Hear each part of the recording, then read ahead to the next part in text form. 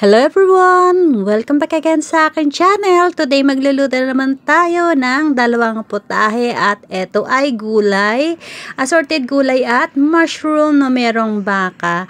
Ayan. Samahan niyo ako mga kaibigan sa ating pagluluto dahil masarap ang ating lulutuin. Sana may matutunan ulit kayo ngayon sa ating ituturo ngayong araw.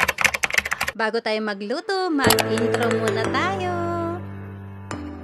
At ngayon, umpisa na natin sa ating pagluluto. Ito lang naman ang ating ingredients. Ang ating bell pepper na yellow, red, green peas, carrot, broccoli, at ang ating kaunting gulay. At syempre ang ating bawang. Hindi gulay. Kaunting karne. At ngayon, igisa na natin ang ating bawang at ang ating kaunting karne. Yan, kaunti lang po talaga ang hinahalo namin dito na karne mga kaibigan kasi sa amo ko, hindi sila gaano sa karne. Ayan, health conscious sila kaya hindi sila gaano kumakain ng karne.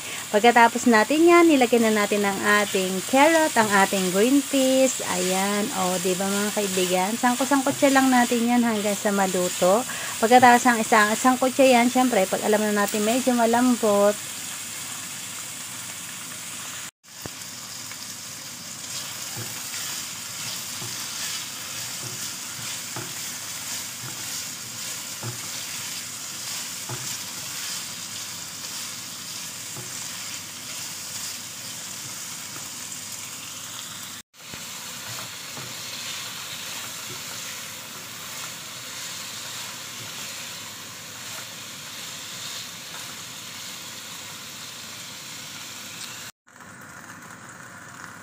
nilagyan natin ng konting tubig guys para maluto naman ang cauliflower natin, ang broccoli natin.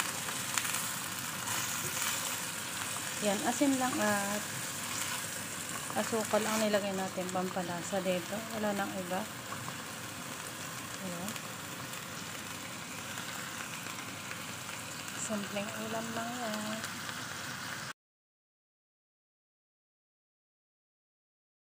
At eto na, naluto na natin ang ating gulay. Ihayin na natin nang makakain na rin tayo. At syempre magluluto pa ulit tayo ng isa pa ulit pala. O, diba mga kaibigan, ang sarap-sarap nito. O, diba, napakasimple lang. Konti lang yung karne niya talaga, pero masarap yan mga kaibigan at masustansya. Ayan. Sunod naman natin lutuin ang ating mushroom mga kaibigan na may konting baka o kaya baka na may konting mushroom. Charot. Basta tignan nyo na lang. At eto na yung baka natin na merong mushroom. 4 na klaseng mushroom yan mga kaibigan at lulutuin natin ngayon. Today we're going to cook mushroom. Etong mushroom na to mga kaibigan ay 4 na klaseng mushroom. At syempre ang ating baka na marinate ko na yan. Nilagyan ko ng soy sauce, nilagyan ko ng cornstarch at nilagyan ko ng paminta. At syempre ang ating pampalasa, ang ating bawang, sibuyas. Ayun, wala pala tayong sibuyas, luya at ang ating sili. Ayan, igisa na lang natin silang lahat. Madali lang naman ito mga kaibigan. Yan, gisa muna natin ang ating luya. At mabango ng ating luya, ilagay na natin ang ating baka. Itong baka, saglit lang natin lutuin.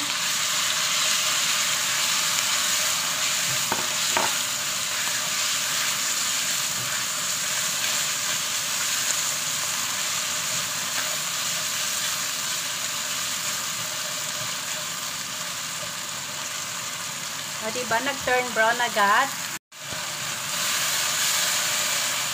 Ang bango na itong mga niluluto natin. Saglit lang naluto naman ito mga kaibigan. Depende sa inyo kung gusto nyo ba niya mas patagal o saglit lang ang pagluto ninyo sa baka. Kasi ang baka dito mga kaibigan, the longer you cook, magiging matigas siya. Ayan. Total ano naman ang luto nito, ang hiwa nito mga kaibigan, maninipis lang. Ito okay na itong luto nito. Para hindi siya maging dry. Kasi pag niluto mo yan ng matagal, magiging dry siya. Kaya hanguin na natin. At yung mantika niya, iiwan natin yung mantika dyan. Kasi yan ang panluluto natin sa ating mushroom.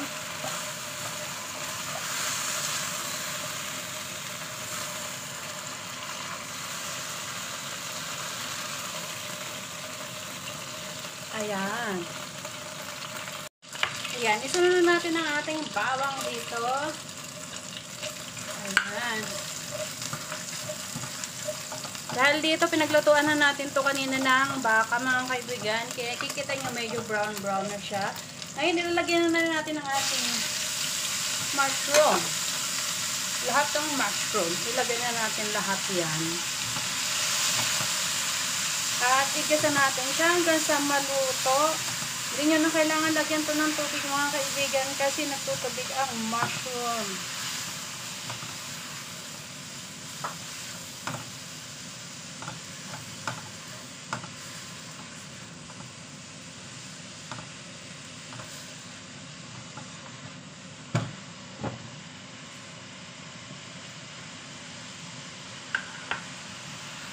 Ayan ang ating mushroom.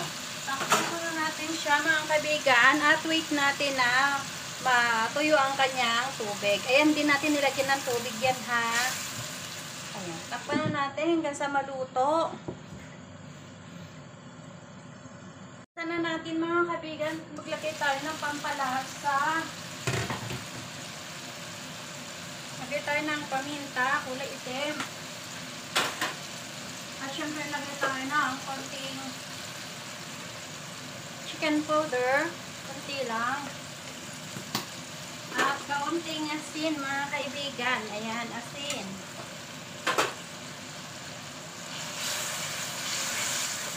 Dahil gusto ko na medyo maanghang-anghang, mga kaibigan, maglalagay ako ng paprika powder. Ayan.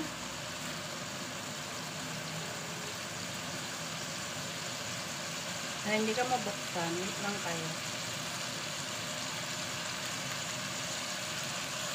Lagyan natin ng paprika powder. Luto na ito, mga kaibigan. O, diba? Lagyan na rin natin ating sili para maluto na rin siya. Ang sarap. Ilalagay ko na rin ang ating baka na niluto kanina. Ayan yung baka natin. Sigisa lang natin to.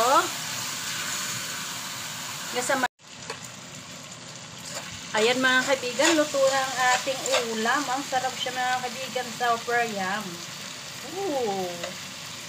Tikman natin kung tama na yung lasa. Ang sarap neto.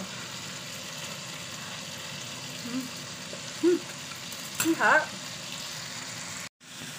Hanguin na natin ating mushroom.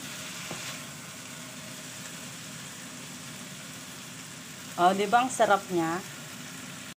Ito na ang ating baka, nilutong baka na may siling pula. Mushroom pala to. Kunti lang yung baka. Pero bakit naging mas marami yung baka itsura nito? O, diba? Sarap. And this is it again, mga kaibigan. Dito na ulit nagtatapos ang ating palabas today. Thank you so much for watching. Sana nagustuhan ninyo ang ating niluto today. Sana gayahin nyo at matikman nyo kung gaano kasarap. Hanggang sa muli. Bye-bye. See you next time.